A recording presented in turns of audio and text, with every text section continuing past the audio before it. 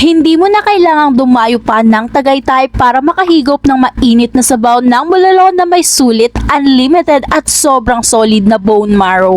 Nadaanan nga namin tong palaging pinipilahan sa Malolos Panchetto na malayo pa lang ay makikita mo na ang umuusok na mainit na sabaw na mapapahintukang talaga. For as low as 110 pesos, may bulalo ka na may unlimited rice, sabaw at may free soft drinks pa. 150 pesos naman kapag may solid at sobrang malaman na bone marrow. But we tried their Bulalord Overdose na 585 pesos lang, good for 4 persons na may unlimited rice, unlimited sabaw at may apat pang sobrang solid at malaman na bone marrow na talaga namang gaganahan ka.